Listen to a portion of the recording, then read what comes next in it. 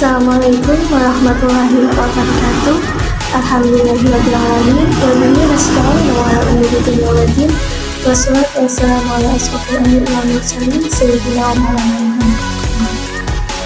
Yang kami hormati Ibu Safina Mu'alifah, SMSI, selaku dosen pengampu mata kuliah ekonomi kelembagaan, serta teman-teman yang saya hormati. Kami dari kelompok 6 akan sedikit menjelaskan mengenai kenapa ekonomi kelembagaan antara negara Korea Selatan, Jepang, Amerika Serikat, Eropa, dan Singapura dikatakan sebagai ekonomi dengan kelembagaan yang baik. Langsung saja, yang pertama yaitu ada ekonomi kelembagaan negara Amerika Serikat. Tidak dapat dipungkiri bahwa Amerika Serikat merupakan negara superpower atau dapat disebut sebagai negara adidaya hingga saat ini. Negara dengan sistem pemerintahan Republik Federal ini telah menjadi negara yang memiliki kekuatan militer, ekonomi, dan memiliki kekuatan politik serta teknologi yang tinggi. Pasca Perang Dunia Kedua dan Perang Dingin, negara yang sering disebut negeri Taman Sari ini terus maju menjadi negara yang menguasai perindustrian. Bahkan pengaruh negara ini semakin luas sehingga menjadi pusat teknologi dunia setelah pecahnya Perang Dingin antara blok barat dan blok timur. Dan setelah Uni Soviet sebagai blok timur mengalami keruntuhan, Amerika Serikat sebagai blok barat secara otomatis atau saat itu juga menduduki posisi tertinggi, yaitu sebagai satu-satunya negara adidaya di dunia. Untuk mengukur kekuatan Amerika Serikat pada beberapa aspek yang memenuhi kekuatan Amerika Serikat di antaranya yaitu yang pertama dari aspek ekonomi. Pasca Perang Dunia II, tidak dapat dipungkiri bahwa Amerika Serikat berdiri sebagai pemimpin dunia yang hampir tak dapat tersaingi. Kondisi itu didukung oleh posisi Eropa yang sedang berada dalam lingkungan pasca perang, kemudian Jepang yang sedang mengalami kehancuran, dan Inggris yang dapat dikatakan sedang mengalami kelelahan pasca perang. Pada tahun 1947, Bretton Woods menjadi titik awal sejarah kejayaan Amerika Serikat dengan membentuk lembaga-lembaga perekonomian dunia pasca perang. Di antaranya yaitu ada IMF, Bank Dunia, GATT yang sekarang diganti menjadi WTO, dan OECD yang kemudian dalam kiprahnya sistem tersebut berhasil membawa Amerika Serikat pada puncak kejayaannya. Karena pada dasarnya lembaga-lembaga baru tersebut dapat dikendalikan oleh Amerika Serikat berdasarkan kepentingannya.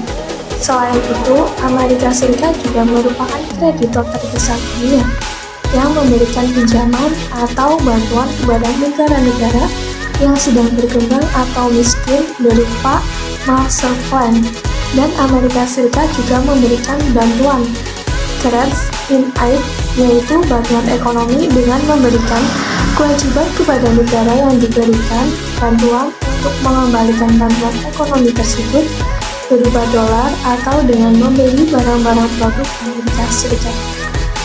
Inilah yang menjadi benteng kekuatan ekonomi Amerika Serikat hingga saat ini. Selanjutnya yaitu aspek militer.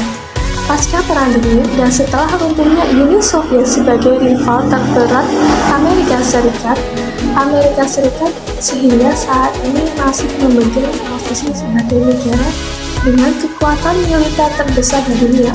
Hal ini dapat kita buktikan dengan posisi Amerika Serikat yang tetap menjadi pembelanja militer terbesar dengan anggaran pertahanan sebesar US$ 711 miliar.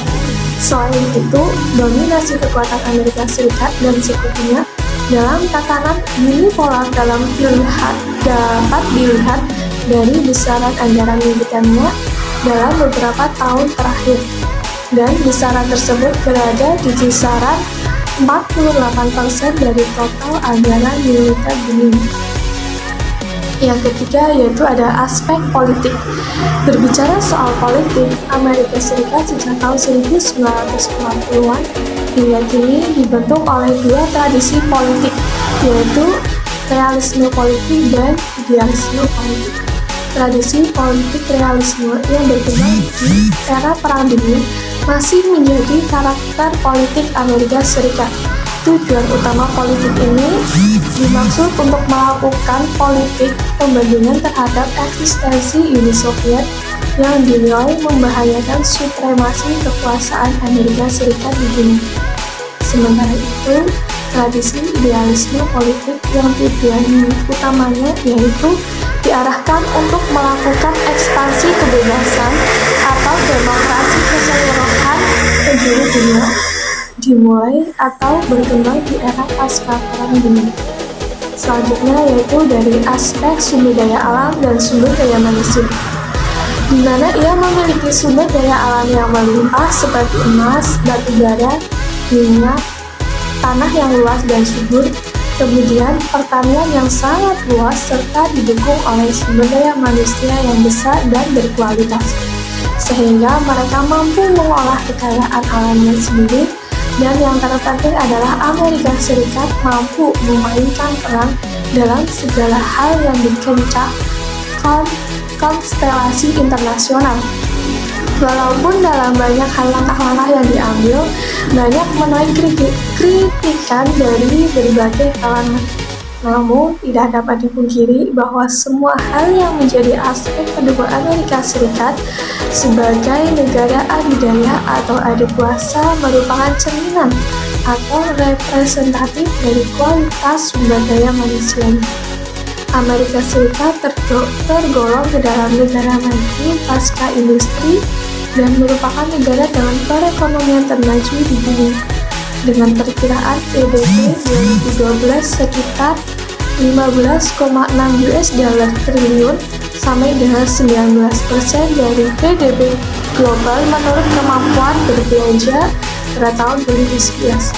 PDB per kapita Amerika Serikat adalah yang terbesar ke-6 di dunia pada 2010. Majunya perekonomian Amerika Serikat didorong oleh ketersediaan sumber daya alam yang melimpah, infrastruktur yang dikembangkan dengan baik, dan produktivitas yang tinggi.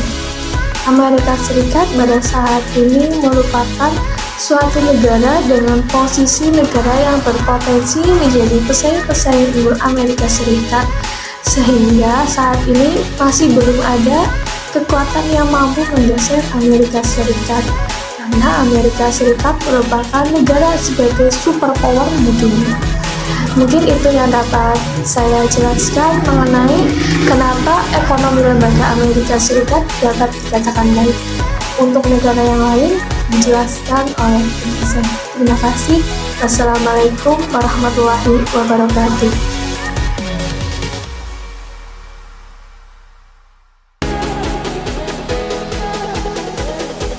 Assalamualaikum warahmatullahi wabarakatuh. Perkenalkan, nama saya Harif Nafis dari kelas 6 Ekonomi Syariah B.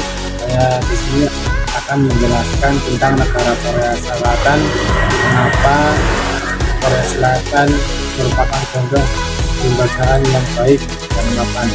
Saya akan sedikit menceritakan tentang negara Korea Selatan sebelum menjelaskan sisi kelembagaan negara Korea Selatan. Peristiwa Perang Korea di tahun 1950 menjadi sejarah kelam bagi semenanjung Korea, dimulai dari perpecahan Korea Selatan dan Korea Utara sampai dengan kehancuran ekonomi akibat perang. Perang telah memberikan dampak yang cukup besar bagi perekonomian Korea Selatan, khususnya bagian Korea Selatan. Namun kebangkitan ekonomi Korea Selatan pasca Perang Korea tercatat sangat pesat melalui strategi industrialisasi dan ekspansi ekspor yang dilakukan sejak tahun 1960-an. Begitulah singkat cerita tentang negara Korea Selatan. Di sini saya akan menjelaskan mengapa Korea Selatan merupakan negara dengan kelembagaan yang baik dan mapan. Karena keberhasilan pembangunan infrastruktur di Korea didukung pula oleh adanya institusi pemerintah yang profesional dan kolaborasi baik dengan lembaga-lembaga lain, Kementerian Keuangan, MOSP atau Ministry of Strategy and Finance, dan Investment Management Center menjadi institusi pemerintah utama dalam pelaksanaan public-private partnership. MOSP berperan dalam memberikan dukungan dari sisi kebijakan, antara lain melalui public-private partnership review committee dan menyusun public-private partnership basic plan bersama PIMAC, sedangkan keberadaan PIMAC berperan sebagai public-private partnership unit yang khusus dan independen yang berada pada struktur Korea Development Institute. Sebagai lembaga riset pemerintah, PIMAC melakukan riset kebijakan dalam pengembangan public-private partnership serta memberikan dukungan dalam melakukan penilaian kelayakan, penyusunan request for proposal, sampai dengan negosiasi dengan konsesioner potensial. Dari sisi landasan hukum dan kelembagaan,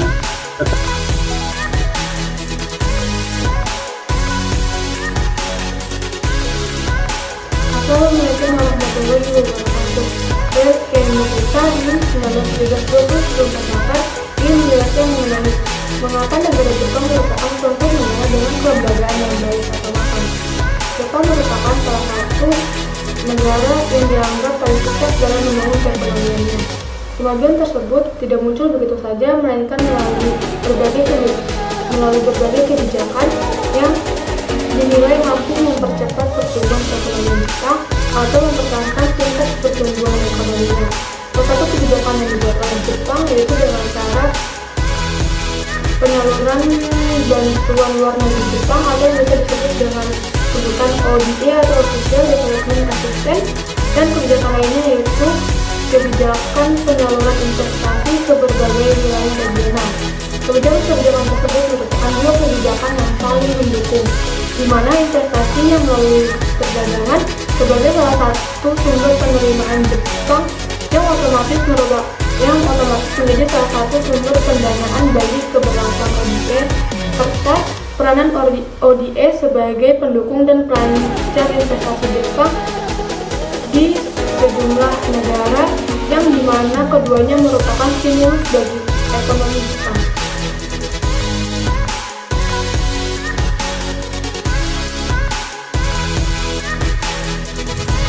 Perkenalkan, nama saya Ani Zubaidah dengan NIM 1917-20-1247 akan memaparkan materi mengenai mengapa Eropa merupakan salah satu contoh negara yang memiliki kelembagaan yang baik atau mapan. Jadi, alasan mengapa Eropa memiliki lembaga yang baik atau mapan itu karena Uni Eropa ini merupakan sebuah organisasi regional yang terdiri dari negara-negara yang berada di kawasan Eropa. Dan Uni Eropa ini memiliki 27 negara anggota. Dan Uni Eropa ini memiliki struktur organisasi yang unik. Dikatakan unik karena negara-negara anggota masih tetap memiliki kedaulatannya sebagai negara, namun juga bersedia untuk menggabungkan kedaulatannya. Hal tersebut demi untuk mendapatkan keuntungan yang lebih besar, pengaruh yang cukup besar. Dan maka dari itu, Uni Eropa ini lebih dikenal dengan organisasi supranasional. Lalu juga Eropa ini memiliki menganut aliran ekonomi neoklasik, di mana aliran ekonomi neoklasik ini merupakan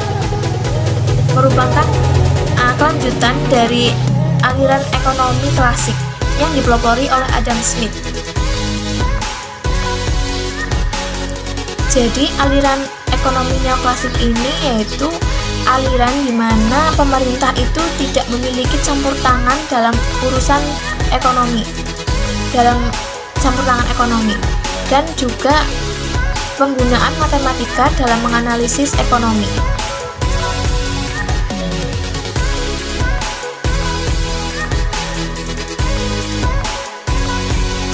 ekonomi lembaga di Singapura. Singapura memiliki sistem ekonomi pasar berorientasi perdagangan yang maju. Ekonomi Singapura merupakan salah satu yang paling terbaik di dunia. Korupsi terendah ketujuh, paling pro-bisnis dengan pajak terendah 14,2% dari produk domestik bruto, serta memiliki PDB per kapita tertinggi ketiga dunia. Badan usaha milik negara memainkan peranan penting dalam ekonomi negara yang memiliki beberapa perusahaan, seperti termasuk holdings yang memegang saham mayoritas di beberapa perusahaan besar negara itu seperti Singapore Airlines, Singtel, ST Engineering, dan Mediacorp. Singapura menjadi satu-satunya negara maju di Asia Tenggara. Singapura juga dikenal sebagai satu-satunya negara di Asia Tenggara yang tidak memiliki hasil tambang. Untuk memenuhi kebutuhannya ini, Singapura mengimpor hasil tambang dari beberapa negara. Julukan Macan Asia diberikan kepada Singapura berkat kekuatan ekonominya.